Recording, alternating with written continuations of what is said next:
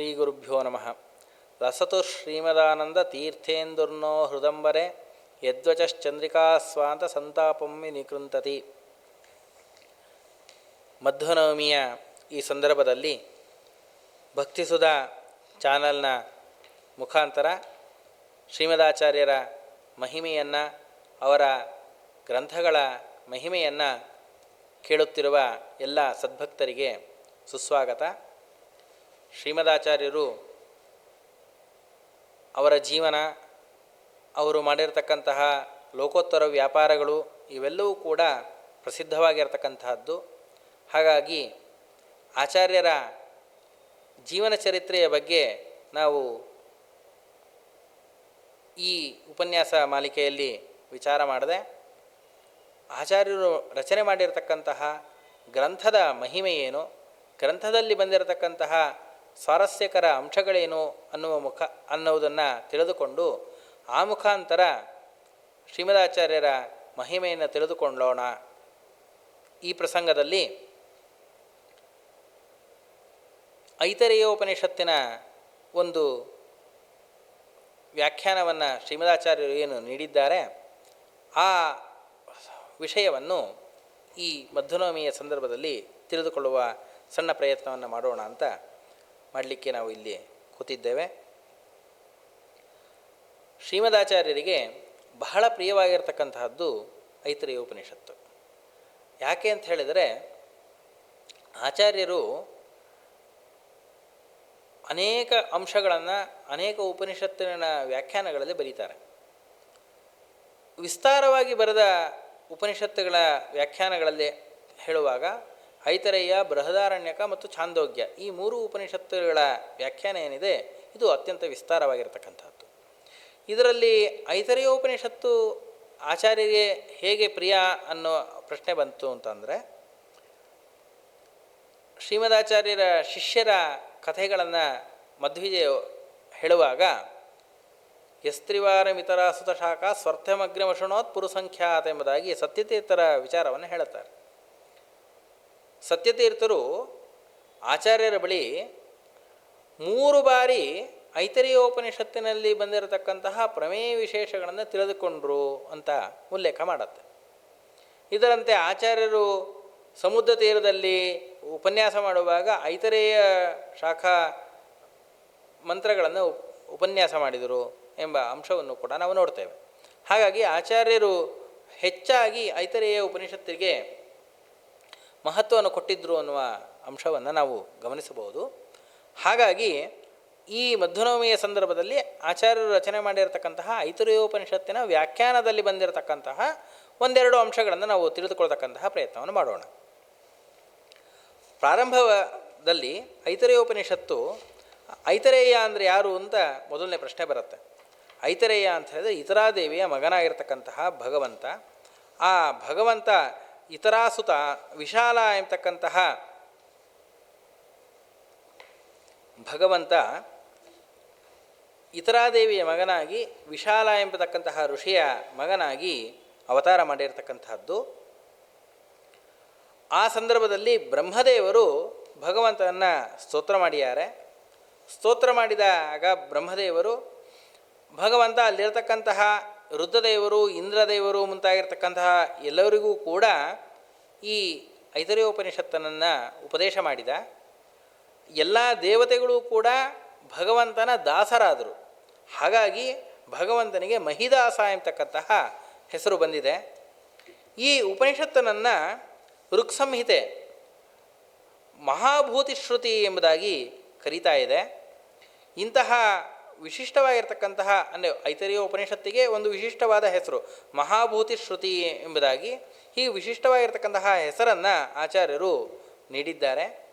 ಇಂತಹ ಉಪನಿಷತ್ತಿನಲ್ಲಿ ಪ್ರಾರಂಭದಲ್ಲಿ ಹೇಳಬೇಕಾದರೆ ಋಷಿಗಳು ಹೇಗೆ ಸಂವಾದವನ್ನು ಮಾಡಿಕೊಂಡು ಋಷಿಗಳ ಸಂವಾದದಲ್ಲಿ ಏನೇನು ಬಂತು, ಮೊದಲನೇ ಖಂಡದ ಪ್ರಾರಂಭ ಆಗತಕ್ಕಂಥದ್ದೇ ಋಷಿಗಳ ತದುಕ್ತಂ ಋಷಿಣ ಅಂತ ಆ ಭಗವಂತ ವೇದಪುರುಷ ಹೇಳಿರ್ತಕ್ಕಂತಹ ಅನೇಕ ಅಂಶಗಳನ್ನು ಇಲ್ಲಿ ತಿಳಿಸ್ಕೊಡ್ಲಿಕ್ಕೆ ಹೋಗ್ತಾ ಇದೆ ಆ ಋಷಿವಾಣಿ.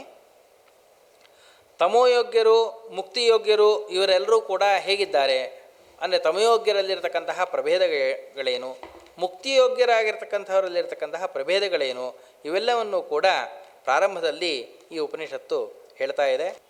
ಭಗವಂತನ ಮಹಿಮೆಯನ್ನು ಹೇಳುವಾಗ ಅಧಿಭೂತ, ಅಧ್ಯಾತ್ಮ, ಅಧಿದೈವ ಇವುಗಳಲ್ಲಿರ್ತಕ್ಕಂತಹ 3 ಭಗವಂತನ ರೂಪಗಳನ್ನು ನಿರೂಪಣೆ ಮಾಡಿ, ಉಕ್ತ ಅಂತಂದರೆ ಏನು, ಉಕ್ತದಲ್ಲಿರ್ತಕ್ಕಂತಹ ಭಗವಂತ ಏನು, ಅರ್ಕ ಶಬ್ದದ ಅರ್ಥ ಏನು, ಭಗವಂತನನ್ನು ಅತ್ತ ಅಂತ ಎಲ್ಲವನ್ನೂ ಕೂಡ ಭಗವಂತ ಸ್ವೀಕಾರ ಮಾಡ್ತಾನೆ, ಅದಕ್ಕೋಸ್ಕರ ಭಗವಂತನನ್ನು ಅತ್ತ ಅಂತ ಕರೀತೇವೆ. ಉಪನಿಷತ್ತಿನಲ್ಲಿ ಇದೇ ಉಪನಿಷತ್ತಿನ ಮಂತ್ರವನ್ನು ವ್ಯಾಖ್ಯಾನ ಮಾಡುವಾಗ ಬ್ರಹ್ಮಸೂತ್ರವು ಕೂಡ ಭಗವಂತನನ್ನು ಅತ್ತ ಚರಾಚರ ಗ್ರಹಣಾತ್ ಎನ್ನುವ ಸೂತ್ರದಲ್ಲಿ ಹೇಳುವಾಗ ಭಗವಂತನ ಅತುತ್ರ ಶಕ್ತಿ ಏನು, ಭಗವಂತನನ್ನು ಯಾಕೆ ಅತ್ತ ಅಂತ ಕರೀತಾರೆ, ಅದಿತಿ ಎನ್ನುವ ಹೆಸರು ಭಗವಂತನಿಗೆ ಯಾಕೆ, ಎಲ್ಲ ಅಂಶಗಳನ್ನು ಹೇಳುತ್ತೆ. ಇವುಗಳನ್ನು ನಿರೂಪಣೆ ಮಾಡ್ತಾ ಇಂದ್ರಿಯಾಭಿಮಾನಿ ದೇವತೆಗಳು ಯಾರು, ಇವೆಲ್ಲದರ ನಿರೂಪಣೆಯನ್ನು ಮೊದಲನೆಯ ಅಧ್ಯಾಯದಲ್ಲಿ ಮಾಡ್ತಾ ಇದೆ. ಜೀವರು ಭಗವಂತನ ದೇಹದ ಒಳಗಡೆ ಹೇಗಿದ್ದಾರೆ, ಭಗವಂತನ ಅಂಗದಲ್ಲಿರ್ತಕ್ಕಂತಹ ದೇವತೆಗಳು ಯಾರು, ಅವ ಭಗವಂತನ ಅಂಗಾಶ್ರಿತ ಆಗಿರ್ತಕ್ಕಂತಹ ದೇವತೆಗಳನ್ನು ಉಪಾಸನೆಯನ್ನು ಯಾರು ಮಾಡಬೇಕು, ಅದು ಸರ್ವಾಧಿಕಾರಿಕ ಅಲ್ಲ, ಇವೆಲ್ಲ ಅಂಶಗಳನ್ನು ಕೂಡ ಈ ಮೊದಲನೇ ಅಧ್ಯಾಯ ಹೇಳ್ತಾ ಇದೆ. ಭಗವಂತನು ಸರ್ವನಾಮ ಪ್ರತಿಪಾದ್ಯ, ಭಗವಂತನ ಬ್ರಹ್ಮಗಿರಿ ಅಂತ ಯಾಕೆ ಕರಿತೇವೆ, ಮುಖ್ಯ ಪ್ರಾಣದೇವರಿಗೆ ಯಾಕೆ ಮರಣ ಇಲ್ಲ, ಅಕ್ಷರಗಳ ಭಗವಂತನ ಅಕ್ಷರ ಅಂತ ಯಾಕೆ ಕರಿತೇವೆ, ಭಗವಂತನ ಎಲ್ಲ ದೇವತೆಗಳು ಕೂಡ ಹೇಗೆ ಆರಾಧನೆಯನ್ನು ಮಾಡ್ತಾರೆ, ಜೀವರಿಗೆ ಯಾಕೆ ಸೃಷ್ಟಿಯಾದಿ ಕರ್ತೃತ್ವ ಇಲ್ಲ, ಈ ಅಂಶಗಳನ್ನು ಕೂಡ ಮೊದಲನೆಯ ಅಧ್ಯಾಯ ತಿಳಿಸ್ತಾ ಇದೆ.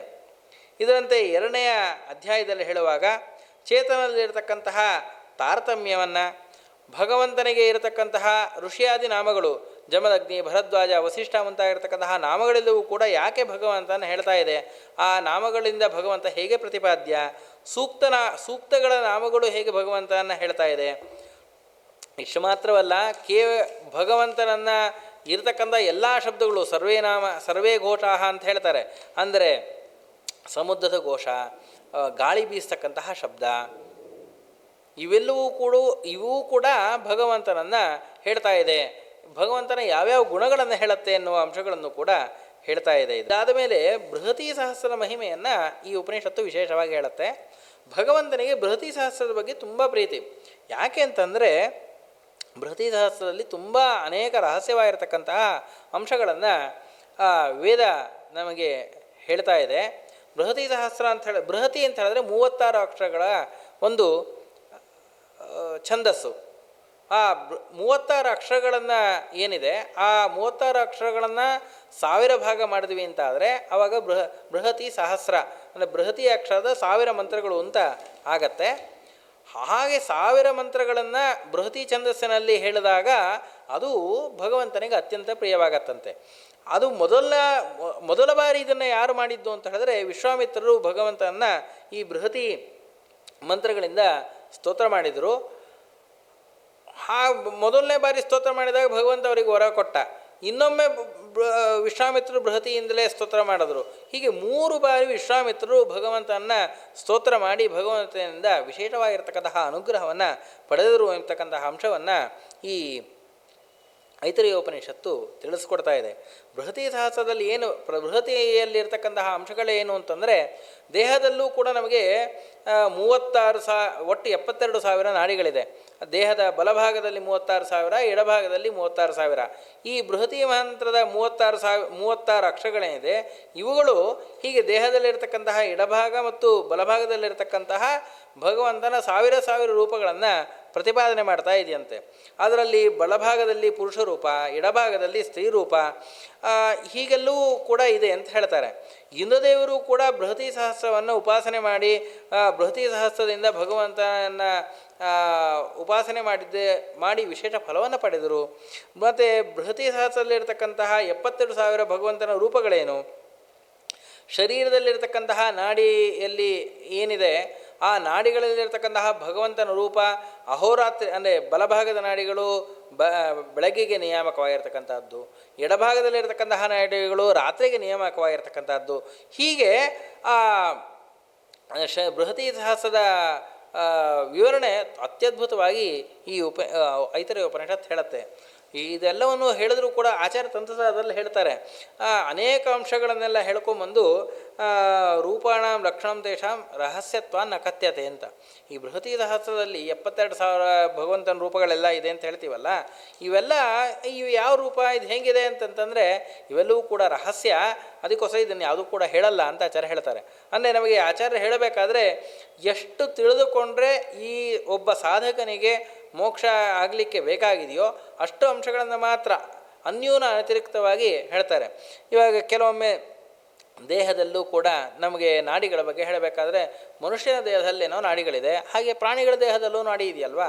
ಆ ಪ್ರಾಣಿಗಳ ದೇಹದಲ್ಲೂ ಕೂಡ 72,000 ನಾಡಿನ, ಪ್ರಾಣಿಗಳ ದೇಹದಲ್ಲೂ ಭಗವಂತ ಹೀಗೆ ಇದ್ದಾನ ಅಂತೆಲ್ಲ ಪ್ರಶ್ನೆ ಬಂದರೆ ಅದಕ್ಕೆ ಉಪನಿಷತ್ ಅಲ್ಲಿ ವ್ಯಾಖ್ಯಾನಕಾರ ಏನು ಹೇಳ್ತಾರೆ, ಅದೆಲ್ಲವೂ ಕೂಡ ನಿಮಗೆ ಅಪ್ರಸಕ್ತ.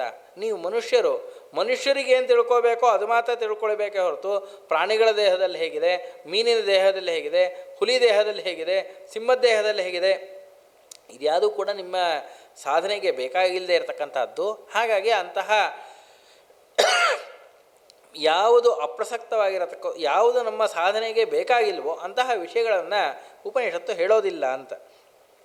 ಎಲ್ಲ ಕಡೆಯಲ್ಲಿ ಹೇಳಬೇಕಾದ್ರೆ ಬೃಹತಿ ಸಹಸ್ರದಲ್ಲಿ ಹೇಳುವಾಗ ನಾನು ಅಹಂ ಮನುರಭವಂ ಸೂರ್ಯಶ್ಚ ಅಂತ ಹೇಳ್ತಾರೆ. ನಾನು ಅಂತ ಹೇಳ್ತಾರೆ. ನಾನು ಬೇರೆ ವ್ಯಾಖ್ಯಾನಕಾರರು ಹೇಳಬೇಕಾದ್ರೆ ನಾನು ಅಂತಾರೆ, ವಿಶ್ವಾಮಿತ್ರ ಹೇಳ್ತಾ ಇದ್ದಾರೆ ನಾನೇ ಮನು ಆದೆ ಅಂತ. ಅಂದರೆ ನಾನೇ ಮನು ಆದೇನೆ ವಿಶ್ವಾಮಿತ್ರರೇ ಭಗವಂತ ಆಗಿಬಿಟ್ಟ ಅನ್ನುವ ವ್ಯಾಖ್ಯಾನವನ್ನು ಬೇರೆ ಭಾಷೆಗಳಲ್ಲಿ ನಾವು ನೋಡಿದರೆ ಆಚಾರ್ಯ ಹೇಳ್ತಾರೆ ಇಲ್ಲಿ ಅಹಂ ಅಂತ ಹೇಳಿದ್ರೆ ಅದು ವಿಶ್ವಾಮಿತ್ರರಲ್ಲ. ಯಾಕಂದರೆ ಅವರು ಫಲವನ್ನು ಪಡೆಯೋದಕ್ಕೋಸ್ಕರ ಈ ಮಂತ್ರಗಳಿಂದ ಭಗವಂತನ ಸ್ತೋತ್ರ ಮಾಡ್ತಾ ಇದ್ದಾರೆ. ಹಾಗಾಗಿ ಅವರೇ ಇವನು ಆಗಲಿಕ್ಕೆ ಹೇಗೆ ಸಾಧ್ಯ? ಹಾಗಾಗಿ ಇಲ್ಲಿ ಅಹಂ ಅಂತ ಹೇಳಿದ್ರೆ ಅದು ಭಗವಂತ, ಅದು ಜೀವನ ಹೇಳಲಿಕ್ಕೆ ಹೊರಟಿಲ್ಲ ಎಂಬುದಾಗಿ ಈ ಉಪನಿಷತ್ತಿನಲ್ಲಿ ಬಂದಿರತಕ್ಕಂತಹ ವಿಶೇಷವಾಗಿರ್ತಕ್ಕಂತಹ ಅಂಶವನ್ನು ತಿಳಿಸ್ಕೊಡ್ತಾರೆ.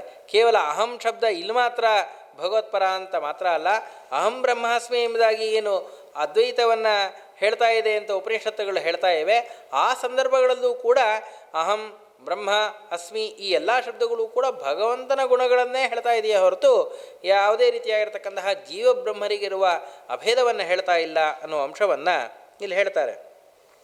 ಇಷ್ಟು ಮಾತ್ರ ಅಲ್ಲ, ಬೃಹತಿ ಸಹಸ್ರ ಎಂಬತಕ್ಕಂಥದ್ದು ವಿಷ್ಣು ಸಹಸ್ರನಾಮದ ವ್ಯಾಖ್ಯಾನ ಅಂತ ಹೇಳ್ತಾರೆ. ಅಂದರೆ ಬೃಹತಿ ಸಹಸ್ರದ ಒಂದೊಂದು ಮಂತ್ರಗಳು ಕೂಡ ಭಗವಂತನ ಸಾವಿರ ನಾಮಗಳನ್ನು, ಒಂದೊಂದು ನಾಮವೂ ಕೂಡ ಒಂದೊಂದು ಮಂತ್ರವೂ ಕೂಡ ಭಗವಂತನ ಒಂದೊಂದು ನಾಮವನ್ನು ಹೇಳಿಕೊಡ್ತಾ ಇದೆ ಅಂತ ಈ ಹೇಳ್ತಾರೆ. ಇದರಂತೆ ಭಗವಂತನ ವಿಶಿಷ್ಟವಾಗಿರ್ತಕ್ಕಂತಹ ಒಂದು ರೂಪ ನರಸಿಂಹ ರೂಪ. ಆ ಉಗ್ರಂವೀರಂ ಎಂಬತಕ್ಕಂತಹ ಭಗವಂತನ ನರಸಿಂಹ ರೂಪವನ್ನು ಹೇಳ್ತಕ್ಕಂತಹ ವೇದಮಂತ್ರ ಏನಿದೆ ಅದರ ವ್ಯಾಖ್ಯಾನವನ್ನು ಕೂಡ ಈ ಉಪನಿಷತ್ತು ಮಾಡ್ತಾ ಇದೆ. ಇದರಂತೆ ಭಗವಂತನ ವಿಶಿಷ್ಟವಾಗಿರ್ತಕ್ಕಂತಹ ಹೆಸರು ನಾರಾಯಣ ಅಂತ. ನಾರಾಯಣ ಅನ್ನೋ ಶಬ್ದ ಅತ್ಯದ್ಭುತವಾಗಿರ್ತಕ್ಕಂಥದ್ದು. ಯಾಕೆಂದರೆ ನಾರಾಯಣೇತಿ ಮಂತ್ರೋಸ್ತಿ ವಾಗರ್ತಿ ವಶವರ್ತಿನಿ. ನಾರಾಯಣ ಅನ್ನೋ ಶಬ್ದವನ್ನು ಹೇಳ್ತಾ ಇತ್ತು ಅಂತಂದರೆ ಸಾಕು, ನಮಗೆ ಎಲ್ಲ ದುಃಖಗಳು ಪರಿಹಾರ ಆಗತ್ತೆ, ಸಂಸಾರದಿಂದಲೇ ಉದ್ಧಾರ ಆಗತ್ತಂತೆ. ಯಾಕೆ ಅಂತಂದರೆ ನಾರಾಯಣ ಶಬ್ದದಲ್ಲಿ ಇಲ್ಲದೇ ಇರತಕ್ಕಂತಹ ಯಾವ ಗುಣಗಳೂ ಇಲ್ಲ, ಎಲ್ಲ ಗುಣಗಳು ಕೂಡ ನಾರಾಯಣ ಶಬ್ದದಲ್ಲಿ ಅಡಕವಾಗಿವೆ ಅಂತ. ಹಾಗಾದರೆ ನಾರಾಯಣ ಶಬ್ದದ ಅಂತಹ ಮಹತ್ವ ಏನು ಅಂತ ಪ್ರಶ್ನೆ ಬಂದರೆ ಅದಕ್ಕೆ ಈ ಉಪನಿಷತ್ತಿನಲ್ಲಿ ಹೇಳುವಾಗ ನಾರಾಯಣ ಅನ್ಬೇಕಾದ್ರೆ ಎಷ್ಟು ಅಕ್ಷರಗಳಿದೆ? ನ, ಅ, ರ, ಅ, ಯ, ಅ, ನ, ಅ.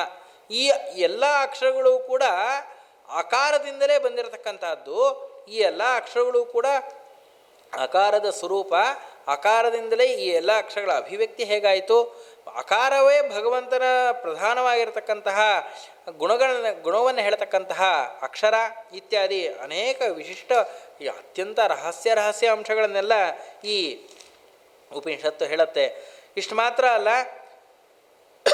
ನಾವು ಮರಣ ಹೊಂದಬೇಕಾದ್ರೆ ನಾವು ಅಥವಾ ಯಾರಾದರೂ ಮೃತರಾದಾಗ ಅಲ್ಲಿ ಇಂದ್ರಾಯಿ ಎಂದು ಪರಿಸೃವ ಎಂಬತಕ್ಕಂತಹ ಮಂತ್ರವನ್ನು ನಾವು ಹೇಳ್ತೇವೆ. ಆ ಮಂತ್ರಗಳನ್ನು ಹೇಳುವಾಗ ಅಲ್ಲಿ ನಾವು ಏನು ಚಿಂತನೆ ಮಾಡಬೇಕು? ನಮಗೆ ಪ್ರತಿನಿತ್ಯವೂ ಕೂಡ ನಾವು ಭಯ ಆಗತ್ತೆ ಅಂತ ಹೆದರ್ಕೊಳ್ತಾ ಇರ್ತೇವೆ. ಆ ಭಯ ಪರಿಹಾರ ಮಾಡಿಕೊಳ್ಳಿಕ್ಕೋಸ್ಕರ ರಾತ್ರಿ ಸೂಕ್ತವನ್ನು ಪಾಲನೆ ಮಾಡಬೇಕು ಅಂತ ಹೇಳುತ್ತೆ ಋಕ್ ಸಂಹಿತೆ.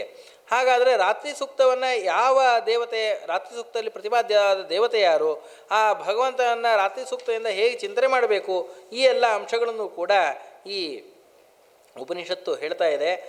ಇಷ್ಟು ಮಾತ್ರ ಅಲ್ಲ, ಭಗವಂತನ ಸಾಮಾನ್ಯ ಹೇಳಬೇಕಾದ್ರೆ ಎಲ್ಲ ಕಡೆಯಲ್ಲೂ ಭಗವಂತನ ವಿಷ್ಣು ವಿಷ್ಣು ಅಂತ ಕರಿತೇವೆ ಅಲ್ವಾ.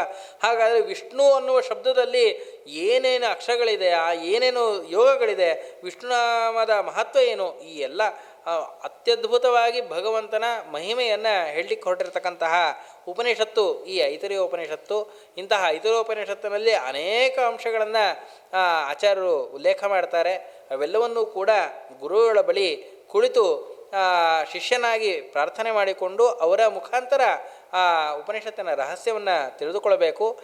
ಈ ಎಲ್ಲ ಅಂಶಗಳು ಏನೇ ಅಂತಂದರೆ, ಈ ಉಪನಿಷತ್ತು ಇಷ್ಟೆಲ್ಲ ಅಂಶಗಳನ್ನು ಹೇಳುತ್ತೆ ಅನ್ನೋ ಒಂದು ಉಪನಿಷತ್ತಿನ ಸಾಮಾನ್ಯ ಪರಿಚಯ ಮಾತ್ರ. ಈ ಉಪನಿಷತ್ತನ್ನು ಗುರುಗಳ ಬಳಿಯೇ ಕುಳಿತು ಅಧ್ಯಯನ ಮಾಡಿದ್ವಿ ಅಂತಾದರೆ ಅದರ ಮುಖಾಂತರ ಭಗವಂತನನ್ನು ಇನ್ನೂ ಕೂಡ ಹೆಚ್ಚಾಗಿ ತಿಳಿದುಕೊಳ್ಳಲಿಕ್ಕೆ ಸಾಧ್ಯ ಇದೆ. ಹೀಗೆ ಈ ಮಧ್ವನವಮಿ ಸಂದರ್ಭದಲ್ಲಿ ಉಪನಿಷತ್ತು ಏನು ಭಗವಂತನ ಮಹಿಮೆಯನ್ನು ಹೇಳ್ತಾ ಇದೆ, ಅದರ ಮುಖಾಂತರ ಮುಖ್ಯ ಪ್ರಾಣದೇವರ ಮಹಿಮೆ ಏನಿದೆ, ಅದರ ಮುಖಾಂತರ ಭಗವಂತನ ಮಹಿಮೆ ಏನಿದೆ, ಇವೆಲ್ಲವನ್ನು ನಾವು ತಿಳಿದುಕೊಂಡು ಆಚಾರ್ಯರ ಪ್ರೀತಿಗೆ ಪಾತ್ರರಾಗೋಣ ಅಂತ ಹೇಳ್ತಾ, ಈ ಸಂದರ್ಭದಲ್ಲಿ ಭಕ್ತಿಸುಧಾ